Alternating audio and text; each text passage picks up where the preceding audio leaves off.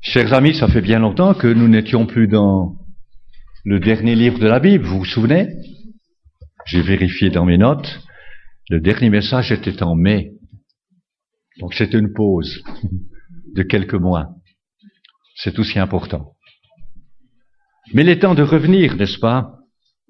Et ce matin, nous traiterons de ce qui suit, c'est-à-dire le chapitre 15. Chapitre 15 est un prélude aux 7 derniers fléaux sur la terre. Peut-être une chose à se rappeler, c'est que les chapitres 15 et 16 forment un tout. C'est un tout. 15 et 16 vont ensemble, car ils traitent des 7 derniers fléaux de la colère de Dieu sur la terre. Et le chapitre 15 en est le prélude. Au niveau de la chronologie des événements, suite au chapitre 16, vous n'allez pas au chapitre 17, mais au chapitre 19. C'est-à-dire, qu'est-ce qu'il y a au chapitre 19? Un grand événement.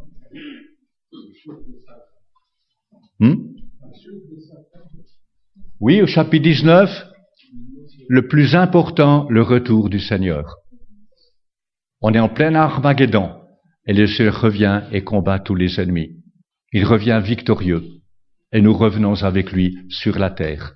Chapitre 19, c'est extraordinaire. Alors, qu'en est-il des chapitres 17 et 18?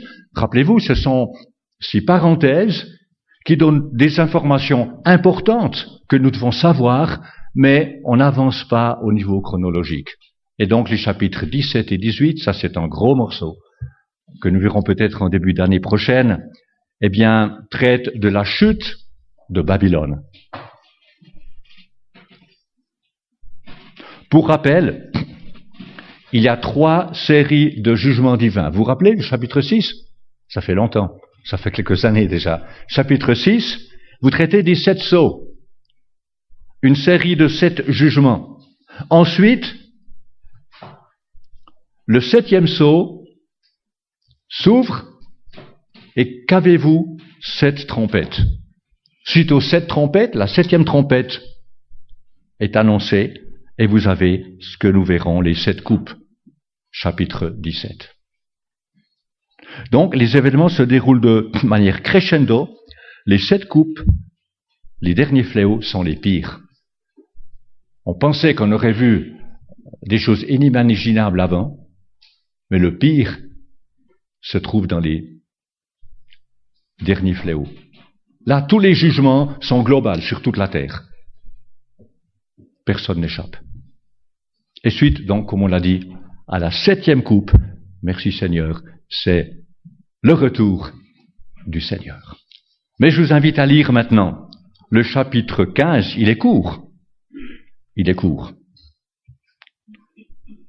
Il y a 8 versets. Lisons, je lis dans Second 21.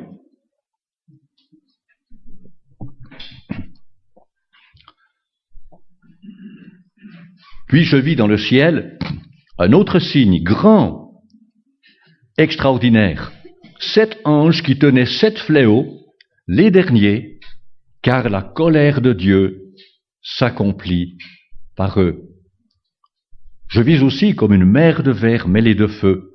Ceux qui avaient vaincu la bête, son image et le nombre de son nom, étaient debout sur cette mer, tenant des harpes de Dieu. Ils chantaient le cantique de Moïse, serviteur de Dieu, et le cantique de l'agneau en disant « Tes œuvres sont grandes et extraordinaires, Seigneur Dieu Tout-Puissant, tes voies sont justes et véritables, Roi des nations. Qui pourrait ne pas craindre, Seigneur, et rendre gloire à ton nom? Oui, toi seul, tu es saint, et toutes les nations viendront t'adorer, parce que tes actes de justice ont été révélés. » Après cela, je regardai et le temple, le tabernacle du témoignage fut ouvert dans le ciel. Les 7 anges qui tenaient les 7 fléaux sortirent du temple. Ils étaient revêtus d'un lin pur, éclatant, et portaient des écharpes en or autour de la poitrine. L'un des 4 êtres vivants donna aux 7 anges 7 coupes d'or pleine de la colère du Dieu qui vit au siècle des siècles. Le temple fut rempli de fumée à cause de la gloire de Dieu et de sa puissance, et personne ne pouvait entrer dans le temple tant que les 7 fléaux des anges n'étaient pas accomplis. Le premier point, c'est le verset 1, un grand signe, comme l'indique ce verset, que je relis, puis je vis dans le ciel un autre signe, un grand et extraordinaire, 7 anges qui tenaient 7 fléaux, les derniers, car la colère de Dieu s'accomplit par eux. Donc, l'apôtre Jean voit un autre signe dans le ciel. Quand on dit un autre signe, c'est qu'il y a eu des signes avant. Et c'est important de prendre le temps de dire, tiens, où se trouvent ces autres signes? Combien y en a-t-il? Eh bien, si vous allez au chapitre 12, voyez au verset 1 et au verset 3, les 2 premiers signes. Donc il y a 3 signes. Ils sont importants, ces 3 signes, au niveau prophétique. Rappelez-vous, le premier, chapitre 12, c'est une femme. C'est pas difficile à voir ce que cette femme représente, puisque d'elle est né celui qui doit paître toutes les nations avec une verge de fer, donc c'est clair, c'est le Messie. Donc, cette femme, c'est Israël. Là, il n'y a pas de doute. Le second signe, toujours au chapitre 12, verset 3, présente un grand dragon rouge, feu. C'est donc Satan, lequel contrôle le dernier empire mondial. Et le troisième signe que nous avons ici au chapitre 15, 7 anges qui tenaient les 7 fléaux, les derniers. Et ce dernier signe souligne le jugement divin sur le système satanique et le pouvoir politique de la bête. Donc là, le jugement de Dieu sera total sur tout ce système. Ces 7 fléaux, vous le voyez, sont appelés les derniers. Parce que par ceux-ci, la colère de Dieu est accomplie. Littéralement, la fureur de Dieu. Un autre terme en grec qui exprime une passion beaucoup plus grande, beaucoup plus forte, beaucoup plus intense, mais de courte durée. Il y a la colère de Dieu, il y a la fureur de Dieu. Et là, c'est la fureur de Dieu. Lorsque le 7e ange verse sa coupe, au chapitre 16, donc le chapitre suivant, une voix crie dans le ciel, c'est fait. Chapitre 16, verset 17. Donc on est tout proche de la fin. Tout proche. On parle ici de la colère de Dieu, voire de la fureur de Dieu. Mais est-ce que vous avez remarqué, le terme colère est mentionné à plusieurs reprises dans l'Apocalypse, mais il n'est jamais mentionné dans les premiers chapitres qui traitent de l'Église, des différentes églises, dont la condition spirituelle est souvent lamentable. Vous vous rappelez, il y a 7 églises, il n'y en a que 2 qui sortent du lot. Il y a Éphèse, mais même Éphèse est appelée à se repentir. Et bien sûr, il y a l'église de Smyrne, très pauvre, qui n'a strictement rien. Et le Seigneur lui dit, je crois, sois fidèle jusqu'à la mort. Alors pourquoi ce terme colère qui est dans l'Apocalypse ne se trouve nulle part dans ces lettres, dans ces 2 chapitres de l'Apocalypse? Serait-ce que celles et ceux qui appartiennent à Jésus-Christ ne peuvent jamais être sous la colère de Dieu, puisque le Seigneur a subi la colère à notre place? Ayant reçu Jésus-Christ, nous recevons le bénéfice de son sacrifice. Lui a subi le châtiment que méritaient nos crimes, et nous sommes libres. Lui a porté nos péchés, il nous donne sa justice. La colère est tombée sur lui. Ésaïe 53. Et d'ailleurs, quand vous regardez le Nouveau Testament, Romains 5, verset 9, par exemple, il est dit que nous sommes sauvés par lui de la colère. Ou dans les Thessaloniciens, 1er chapitre, verset 10, il est dit Jésus qui nous délivre de la colère à venir. Peut-être vous direz, oui, ça c'est le jugement dernier. C'est de la colère à venir. La colère de la tribulation, c'est aussi la colère à venir. On est délivré de toute colère. N'est-ce pas merveilleux? D'ailleurs, toujours dans les Thessaloniciens, chapitre 5, verset 9, il est dit, Dieu ne nous a pas destinés à la colère. Donc ceci doit régler la question une fois pour toutes. Est-ce que l'Église passera durant la tribulation, au sein de la tribulation? La réponse est évidente, puisque l'Apocalypse traite de la colère, même de la fureur de Dieu. C'est évident. La question ne se pose pas. Il suffit de lire. Souvent on me demande, ça m'est déjà arrivé, ah oui, mais tu sais, t'en as qui croient autrement. Ou quand c'est la question près, mais là, mais quelques personnes qui croient autrement, c'est bien que tu leur dises, tu leur parles. Et je dis non. Tout ce qui est à dire est dit ici. Ensuite, chacun fait ses choix. Personnellement, la parole, elle est claire. Si on prend le texte comme il est dans son contexte, tout est clair. C'est pas difficile. C'est pas une question de comment toi tu vois, comment certains voient. C'est important de revenir à l'écriture et de laisser l'écriture parler. Question de colère ici, c'est évident. Évident. Quant à sa colère, elle n'est pas éternelle. Comme le dit le psalmiste dans le psaume 30, sa colère dure un instant.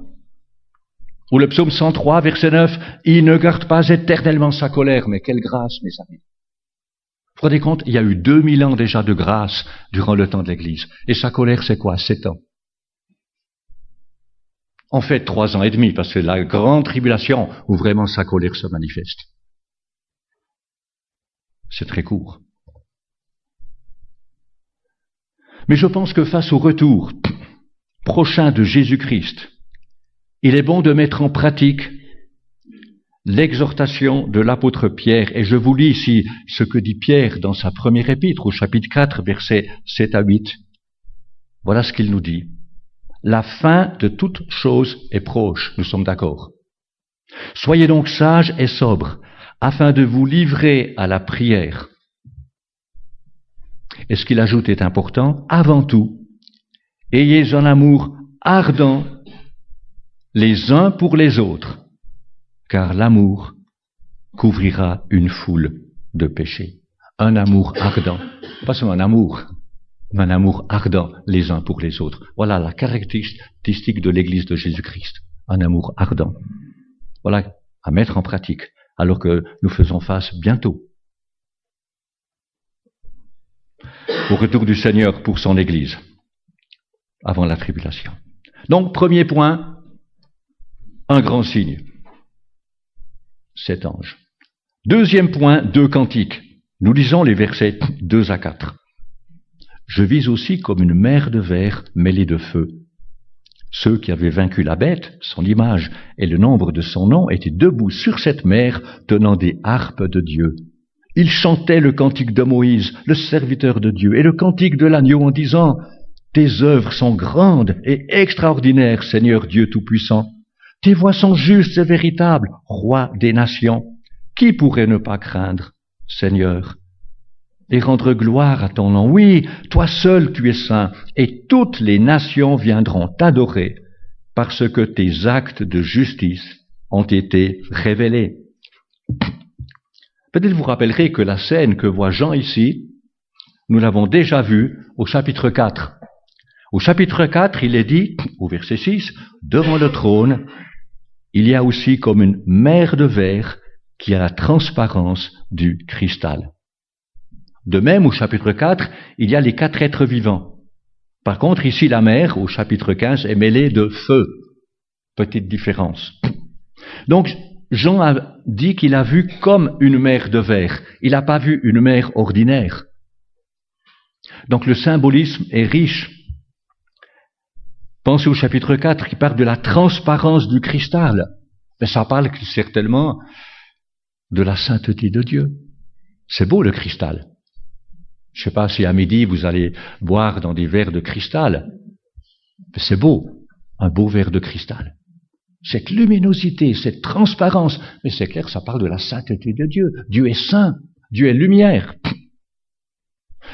Il est question de feu aussi au chapitre 15, probablement le jugement de Dieu. Parce qu'on est dans un temps de jugement. Et le jugement découle de sa sainteté. Dieu est saint. Il ne peut pas se laisser le mal indéfiniment, tel qu'on le voit ici aujourd'hui sur terre. Maintenant, sur cette mer, il y a une grande foule qui se tient, qui sont debout. Qui sont-ils? Qui sont-ils? Dites-moi. Hein? Exactement.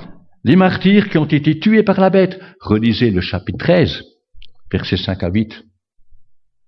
Et Dieu permet que les saints soient tués par la bête, par l'Antichrist. Mais ce qui est extraordinaire, c'est que l'Antichrist pensait qu'il allait obtenir la victoire sur ses ennemis. Je les ai tués, tous ceux qui suivent Jésus.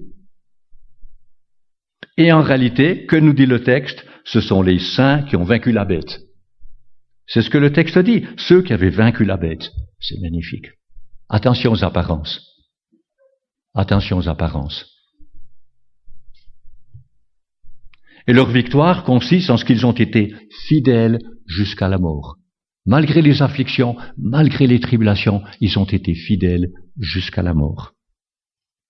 D'ailleurs, au chapitre 20, versets 4 à 6, l'apôtre décrit leur résurrection et leur récompense. Si on prend ce passage comme ça général, mais ça s'adresse avant tout à ceux qui sont ressuscités, qui viennent de la grande tribulation, et puis ils sont récompensés. Un commentateur, Vernon McGee, nous offre une belle leçon ici. Parce que dans ce chapitre, nous voyons une foule innombrable de saints de la tribulation qui sont morts martyrs, qui maintenant sont debout devant le trône avec des harpes de Dieu. Et la question que nous pouvons nous poser, qu'en est-il de nous? Nous ne sommes pas dans la tribulation, nous n'y serons jamais, et pourtant, nos vies ne sont pas exemptes d'affliction. Ce matin, nous avons prié pour plusieurs personnes. Nous connaissons diverses afflictions, qui ne sont pas peu de choses. Et si nous n'y prenons garde, des racines d'amertume peuvent facilement s'installer dans notre cœur. Mais vous le savez, combien c'est vite fait, l'amertume. Très vite, l'amertume peut être dans notre cœur. Et la Bible nous met en garde face à ce danger. Vous savez ce que dit Hébreux, chapitre 12, verset 15? Important. Si vous avez une Bible, vous le regardez. Veillez à ce que personne ne se prive de la grâce de Dieu. Il est possible en tant que croyants, nous sommes sauvés par grâce, de se priver de la grâce. On est sauvés, pourtant on ne vit pas par la grâce. Combien de chrétiens aujourd'hui, pensez-vous, ne vivent pas par la grâce? Ils ont de l'amertume, du mécontentement, ils rouspètent, ils ne sont pas contents. Pourquoi Seigneur? Pourquoi telle affliction? Pourquoi telle difficulté? Ça, je ne suis pas d'accord. Moi, je veux savoir pourquoi c'est et ça. Là, c'est, en fait, refuser de vivre par la grâce. Veillez à ce que personne ne se prive de la grâce de Dieu, à ce qu'aucune racine d'amertume produisant des rejetons ne cause du trouble et que beaucoup n'en soient infectés.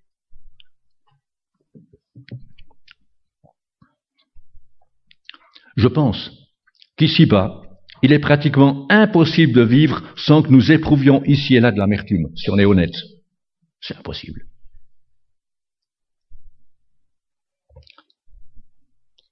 Mais l'amertume peut ruiner une vie chrétienne. Elle peut ruiner le témoignage.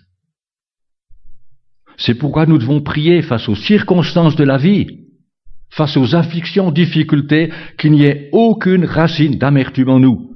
Alors que faire lorsqu'il y a amertume dans notre cœur, parce que tôt ou tard il y en aura? Eh bien, prions. Confessons notre amertume et pardonnons à celles et ceux qui nous ont offensés. Ou ça peut être des circonstances qu'on n'accepte pas, mais on peut le confesser au Seigneur et dire, Seigneur, toi tu sais mieux. Je ne comprends pas, mais c'est pas important. Toi tu sais, je te fais confiance. Et je pense qu'il est vital d'assumer notre responsabilité dans ce domaine. Vital. Nous sommes responsables. Si j'ai des racines d'amertume, c'est pas la faute aux circonstances ou à tel et tel qui m'aurait blessé. C'est ma responsabilité. Dieu m'en tient responsable. Qu'est-ce que t'en fais? Dans le psaume 30, David dit ceci, les versets 5 et 6.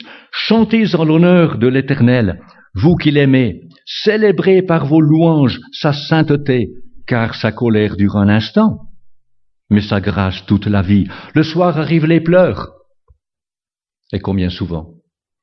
Le soir arrivent les pleurs et le matin, l'allégresse. Dieu est fidèle, mes amis. Il y a des temps où nous pleurons. On pleure la perte d'un proche, une maladie, une affliction, diverses difficultés. Mais Dieu intervient, il console, il réjouit le cœur. Je pense que nous devons nous rappeler que le Seigneur ne laissera personne traverser votre chemin, pas même un ennemi, sans que cela soit utile, soit une leçon pour vous et moi. Nous en avons besoin. Il le permet en vue de développer notre caractère. Et des fois, on l'oublie. Dans l'affliction, dans la difficulté, on l'oublie. Parce qu'on voit quoi? Notre problème. Ça peut être un problème de santé, ça peut être autre chose. Et vite on l'oublie. Si Dieu le permet, c'est pour notre bien. Romains 8, 28. Alors, autre question. Que font les saints martyrs auprès du trône? Dites-moi. C'est dans le texte. Qu'est-ce qu'ils font? Ils chantent. Mais c'est extraordinaire. Alors que Dieu s'apprête à déverser les 7 derniers fléaux sur la terre, qu'est-ce qu'ils font? Ils chantent. On dirait, mais c'est indécent. Si on est dans une église, on dirait, mais tu te rends compte de ce que tu fais? C'est pas le moment. Oui, c'est le moment. Dieu est juste, mes amis. Et le jugement de Dieu est essentiel. Il doit venir. Et alors que Dieu s'apprête à déverser les pires jugements sur terre, les saints, qui, n'oublions pas, ont subi le martyre, rappelez-vous, plutôt ils le disent dans l'Apocalypse, quand vas-tu venger notre sang? Une prière qui est juste, mes amis. Quand vas-tu venger notre sang sur les habitants de la terre? Et Dieu leur dit que c'est pas le moment. Il y a encore d'autres qui doivent subir le martyre.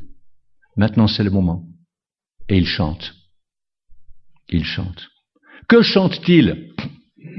2 chants. Alors les 2 chants qu'ils chantent ne sont tirés ni du gemme, ni de source de vie. Enfin, chers amis, il y aura unanimité dans le choix des chants.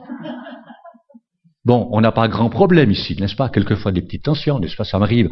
Si je demande, ça va ces chants, suivant à qui je demande, la réponse sera bien différente. C'est pas évident, celui qui préside. Quel chant choisir? Si tu choisis des chants pour les jeunes, on va dire, ouais, bon, mais il manque d'autres choses. Tu choisis des chants plus anciens. Pour les jeunes, ça n'ira pas très bien. Il faut l'équilibre. Mais il n'y a pas de chant parfait ici-bas. Il n'y a pas de chant inspiré dans le sens tel que la parole de Dieu. Donc on fait de notre mieux. Mais là, il y aura unanimité. Ils chantent le cantique de Moïse et le cantique de l'agneau. Alors écoutez les paroles. Malheureusement, on n'a pas la mélodie. On n'a pas la mélodie. Si Daniela Way était là, peut-être qu'elle dit, ah ben tiens, je peux, à la lumière de ces paroles, voilà ce qu'on pourrait lui demander. Compose un chant. Ça vaudrait la peine. Ça vaudrait la peine. Voilà les paroles. Tes œuvres sont grandes et merveilleuses. De nouveau, chers amis, plaçons-nous dans le contexte. Nous, on pense tes œuvres, voilà la création. Mais que dit le contexte? Quelles sont les œuvres que Dieu est sur le point de faire? Les 7 derniers fléaux. Il faut se passer dans le contexte, mes amis. On est maintenant dans l'Apocalypse, la grande tribulation, à la fin. Oui, tes œuvres sont grandes et merveilleuses. Tout ce que tu fais est juste. Et il ajoute, tes voies sont justes et véritables. N'est-ce pas merveilleux? Le prophète Ésaïe, rappelez-vous, nous dit dans Ésaïe 55, il nous rappelle que ces voies ne sont pas nos voies. Je suis étonné quand je regarde ma vie, comme souvent on se trompe. On prie, on fait des choix, mais 5 ans plus tard, tu dis non, c'était pas le meilleur.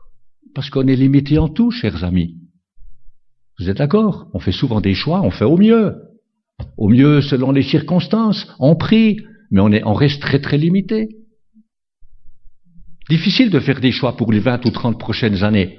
On ne sait pas. On ignore tant de choses. Mais Dieu, ses voies sont parfaites, parce qu'il est le Dieu de l'éternité. Et lorsque Dieu interviendra directement dans les affaires de ce monde, les grandes puissances n'auront plus leur mot à dire. C'est tout ce qu'on entend aujourd'hui dans les nouvelles. Tel était l'a dit, tel était l'a dit, tel était l'a dit, et puis voilà.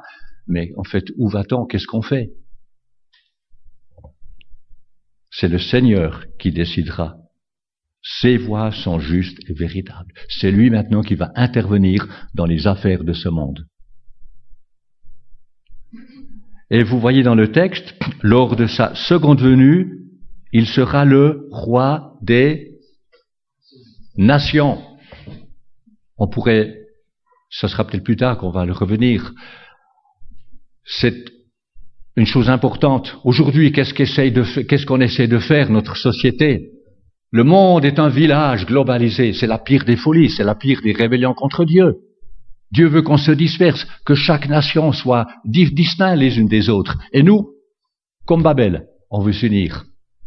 Donc, jugement de Dieu. Est-ce que ça marche? Non, ça marche pas, ce que l'homme fait aujourd'hui. Pourtant, on veut forcer les nations. On s'éloigne de Dieu, on s'éloigne de son plan, et qu'est-ce qu'on accumule? Que des problèmes. Mais ça, c'est une autre question. Il sera appelé le roi des nations. Pourquoi? Parce qu'il régnera sur toute la terre. Le prophète Zacharie, un cher prophète, je me réjouis de le rencontrer, il écrit dans Zacharie 14 au verset 9, il me semble que j'ai vu sa tombe je suis pas sûr, à Jérusalem, quand on était avec mon épouse en 2000, non, c'était quoi, 1900, siècle passé, 78. Je voulais vraiment voir quelques tombes, et j'ai même loupé, parce que le matin même, on partait pour la Galilée, c'était un bus, voyage organisé. Quittant le lieu, j'étais paumé, je ne savais pas où allait l'hôtel, où était l'hôtel, enfin, c'était terrible. Eux attendaient, le bus attendait. Il n'y avait pas de Natel de ce temps-là.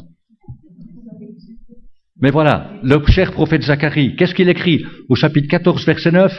L'Éternel sera roi de toute la terre.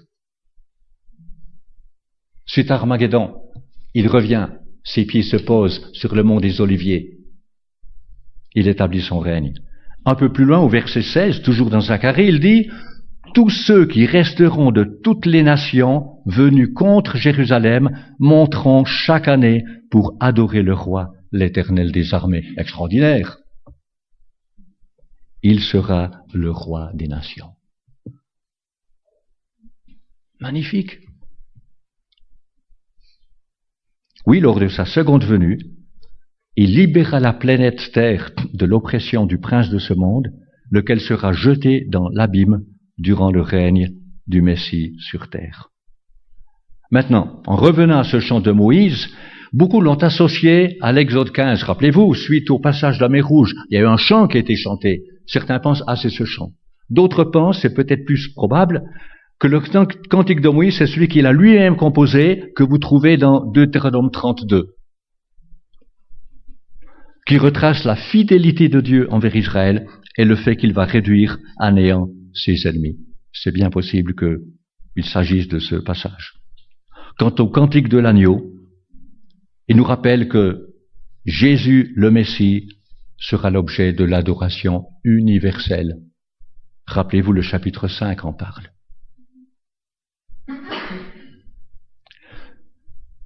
Maintenant, dans ce passage, plusieurs attributs de Dieu sont mentionnés. Lesquels?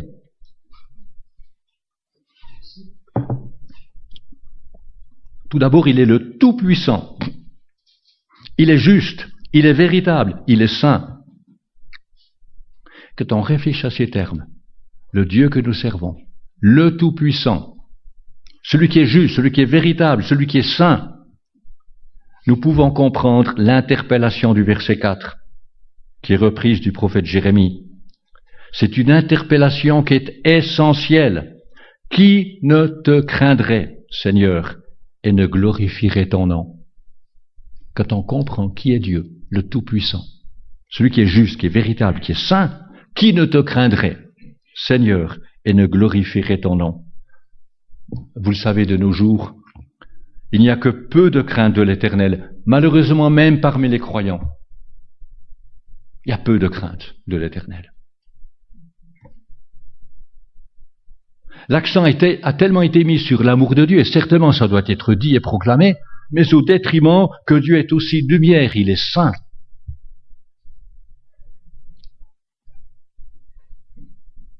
alors si tu es enfant de Dieu, tu ne peux pas vivre comme bon te semble. Car notre Dieu est saint. Et il est bon là aussi de faire le point. On sert le Dieu 3 fois saint.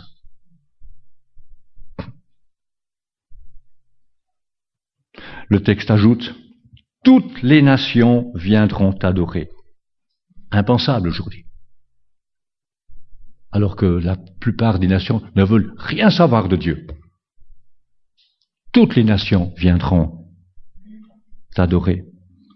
Mais les prophètes annoncent le fait que toutes les nations devront reconnaître que l'Éternel est Dieu. Et elles viendront l'adorer à Jérusalem. Le psaume 2 le dit, Ésaïe 2 le dit, Zacharie 14 le dit, c'est un fait établi. Quand le Seigneur reviendra, toutes les nations l'adoreront. Cela fera suite au jugement divin que le Seigneur va exercer sur la terre. Oui, combien nous aspirons, j'espère que c'est le cas pour vous, à la justice de Dieu, à ce que ces actes de justice, comme dit le texte, soient manifestés. Parce qu'aujourd'hui, c'est n'importe quoi sur terre. N'importe quoi. N'importe quoi. De plus en plus, dans de nombreux pays, l'impiété et l'immoralité ne rencontrent que peu de résistance. Même parmi les gouvernements. Même dans notre beau pays qu'est la Suisse. Combien sont davantage concernés par le taux plancher du franc suisse, par l'économie, qui est prioritaire de façon absolue, que par le rejet massif de Dieu, tant au niveau de l'individu que de la nation que du gouvernement. C'est tragique. Donc il est impérativement nécessaire que Dieu intervienne en justice et en jugement. Vous êtes d'accord? Ça ne peut pas continuer comme ça. Dieu est patient, mais le jour vient et dit maintenant, c'est le moment d'agir. Seule une intervention directe du Seigneur apportera les changements nécessaires. Alors prions pour notre pays. J'espère que vous le faites régulièrement. Pour ceux qui nous gouvernent, ils sont face à des défis que d'autres générations n'ont pas connus. Et soyons les témoins de celui qui s'apprête à revenir.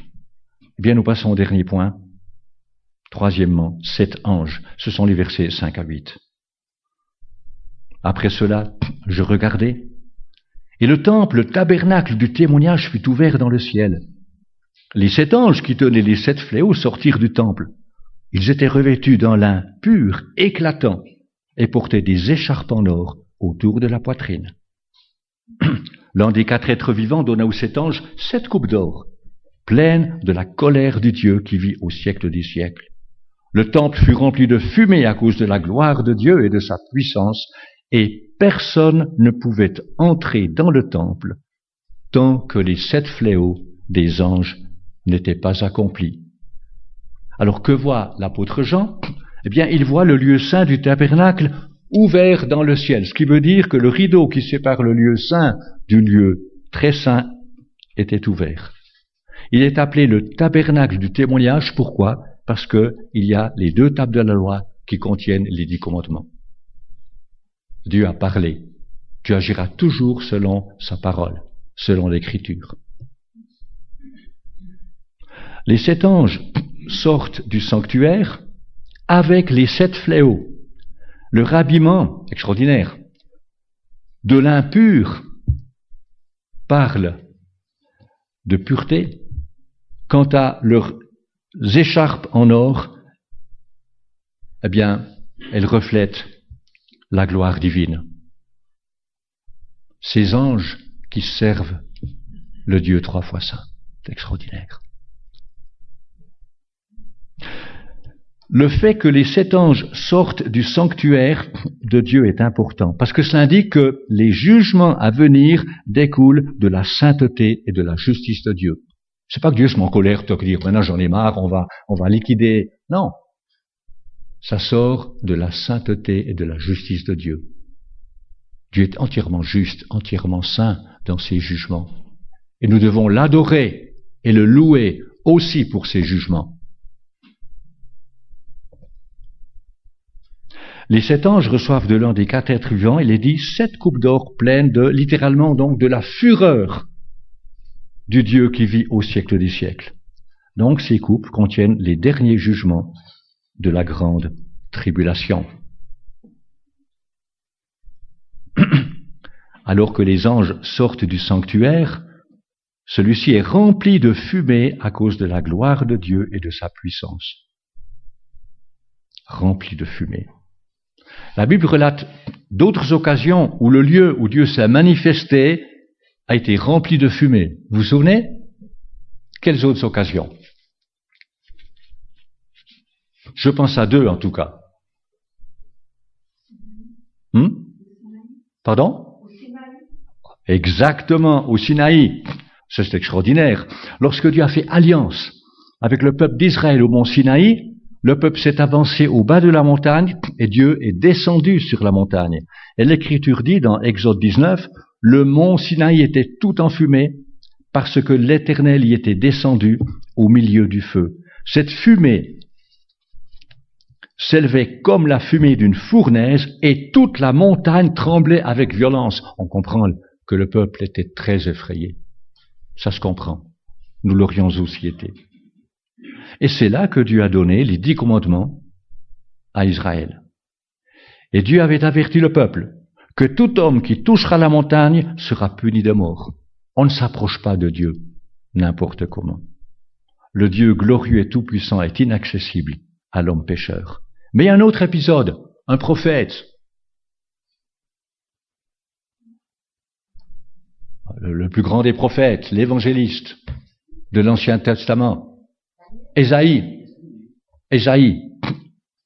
Rappelez-vous, lorsque le prophète Ésaïe était consacré au service de Dieu, au chapitre 6, le prophète a vu en vision le roi des rois. Et si vous êtes attentif à l'Écriture, et vous allez dans Jean 12, au verset 39 à 41, vous verrez qu'en fait c'est le Seigneur Jésus-Christ qui l'a vu, qui l'a contemplé. Extraordinaire. Eh bien là également, Ésaïe 6, il est dit que le temple a été rempli de fumée. Cette fumée qui marque l'ineffable sainteté de Dieu. Et Ésaïe a réalisé qu'il ne pouvait pas en tant qu'homme se tenir dans la présence du roi, l'Éternel, le Maître de l'univers. C'est ce qu'il dit dans Ésaïe 6. Eh bien, c'est ce que nous avons ici au chapitre 15 de l'Apocalypse. La gloire et la puissance de Dieu sont telles que durant le jugement des 7 fléaux, des 7 derniers fléaux, personne n'a accès au sanctuaire où Dieu siège.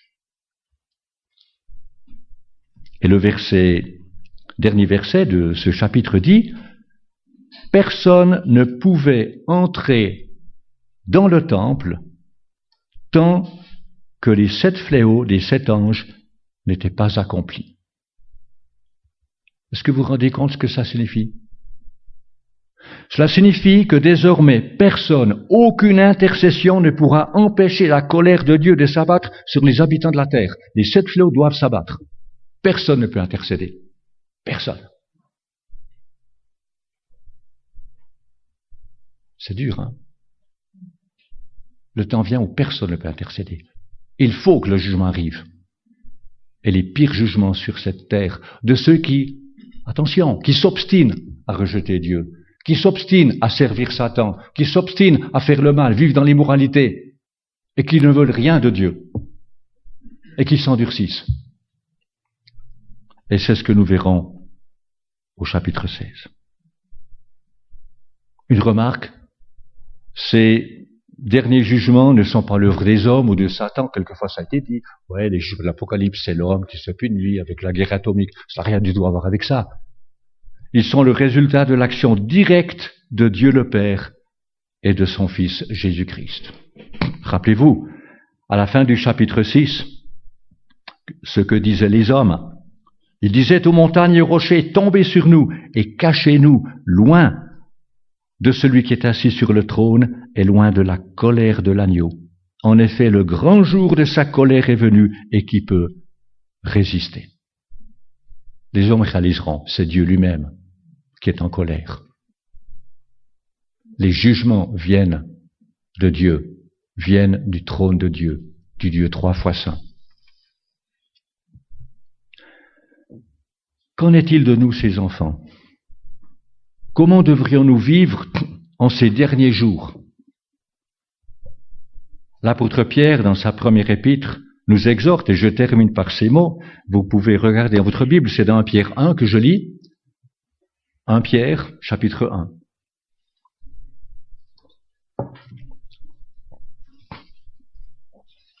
Et les versets 13 à 17.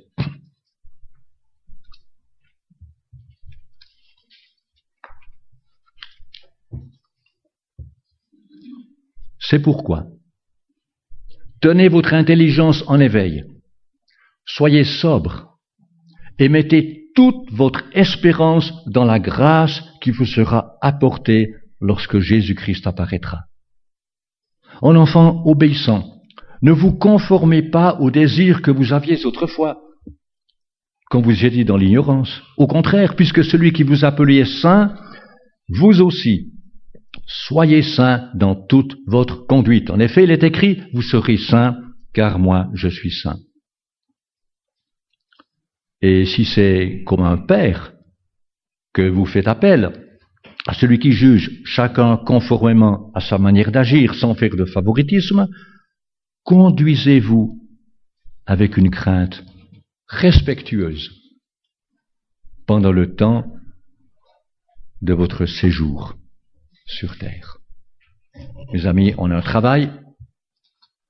Le Seigneur s'apprête bientôt à revenir. Avant que ne commence ce temps de tribulation, il viendra pour son Église. Que nous soyons lumière, que nous soyons sel de la terre et que nous vivions pour lui. Vous serez saints, car moi l'Éternel, je suis saint. Que le Seigneur nous aide à vraiment le vivre, que ce ne soit pas des paroles dans l'Écriture, mais des paroles dans notre vie, notre cœur, notre corps, notre âme et notre esprit, qu'on vive la sainteté de Dieu, la justice de Dieu, et que nous célébrions celui qui bientôt revient, et que nous soyons ses témoins.